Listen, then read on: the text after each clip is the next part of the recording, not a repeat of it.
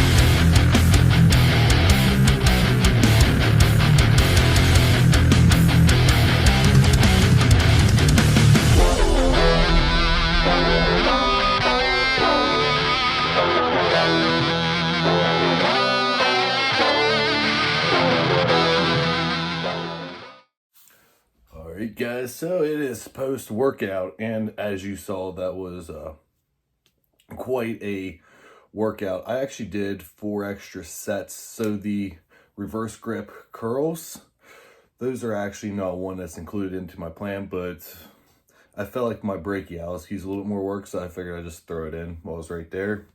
But post-workout meal, got 2 servings of chicken breast, got 2 apples for carbs, and a bowl of watermelon. I love my fruit, and it's a good source of carbs, clean, and it has sugars that's going to not digest too fast, like sugar would be, like processed sugar, but has a little bit of fiber, so it slows the digestion down. It digests, for me, just perfectly. And honestly, anymore, I'd rather have fruit than with candy. I don't really crave candy a whole lot. Plus, I've actually been able to find the seeded watermelon. First time I've had seeded watermelon since I was a kid. So, I mean, this is nice to, if you want to play around and shoot some people with the watermelon seeds. Quite fun for you, not so fun for everyone else that gets the sticky seeds all over them. But, so, going to go over some of the nutrition. I've been eating right around 4,000 calories. Some days it's been 3,500. I've been going the whole way up to like 4,300. Yesterday I cheated, went to the buffet. Really wasn't cheap because I've been consistently dropping weight. So I actually ate at a buffet. I'm going to guess I ate 3,000 calories there, roughly. And I, like, within 4 or 5 hours, I was starving again. Like, my body had chewed through everything I'd eaten there. And I woke up this morning only a pound and a half heavier. I mean, and it's been a pound and a half heavier than yesterday morning. So it's not like I gained a whole lot, because that's within my tolerance, because my weight varies usually about 4 pounds. So yeah, like about 4,000 calories on average a day, and I'm still dropping weight. But the volume of my workouts have been going up. I've been consistently increasing the resistance on my cardio and the time that I'm on there. Not much, but just a little bit here and there. I'm up to 20 minutes on the exercise bike. On my machine anyways, it's resistance 12. It's not super hard. Keeps my heart rate right at like 110 to 120 in that range.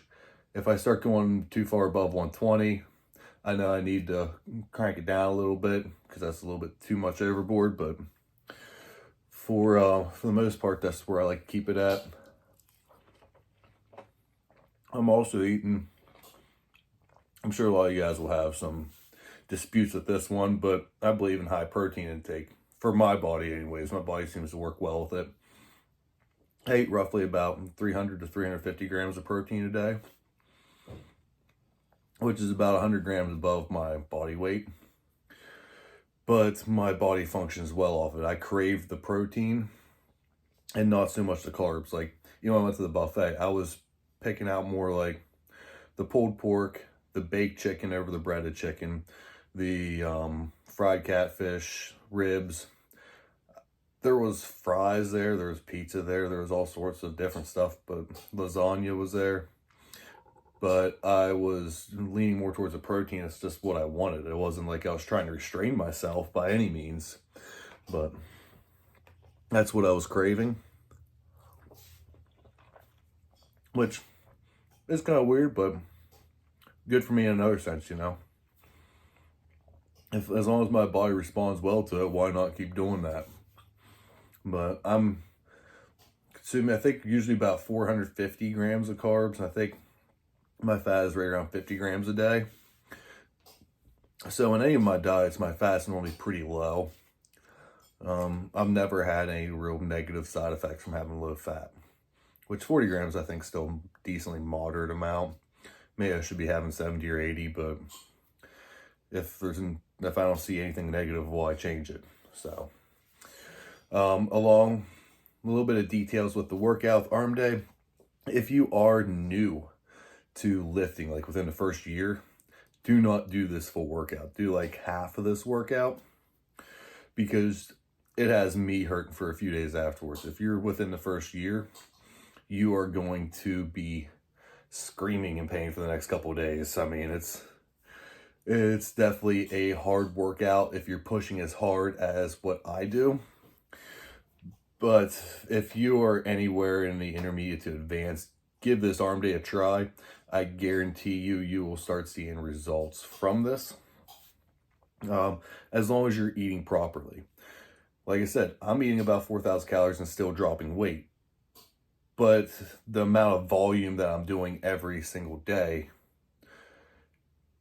offsets the amount of calories that I'm eating. So if I increase the cardio, I got to increase the calories too. If I increase the volume of weightlifting that I'm doing, I need to increase calories to match that. If I'm not going to do that, yeah, I'm going to be sore for 4 or 5 days. Because your body can only repair itself with nutrients that you're giving it. If you're not giving it the correct nutrients, it's going to pull calories from your muscle and another part of your body to repair that muscle. And you don't want that.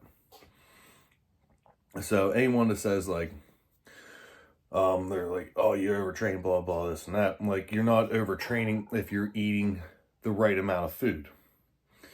The same way, like, also they would say, well, if you're still sore, you're overtraining. You shouldn't be able to go in and work your chest out Monday and go back Tuesday and work your chest out again.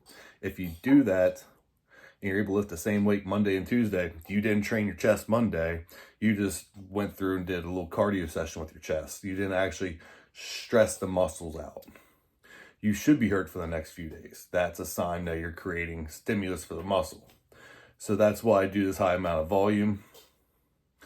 I mean, I probably could get away with less volume if I really wanted to, but would I see the same results? Like with anything in life, like the more you work at something, the more results you're going to see. So that's my take on it. If you guys want any more advice or more videos like this, I will be coming out with more videos on my workouts, on what I'm doing each day.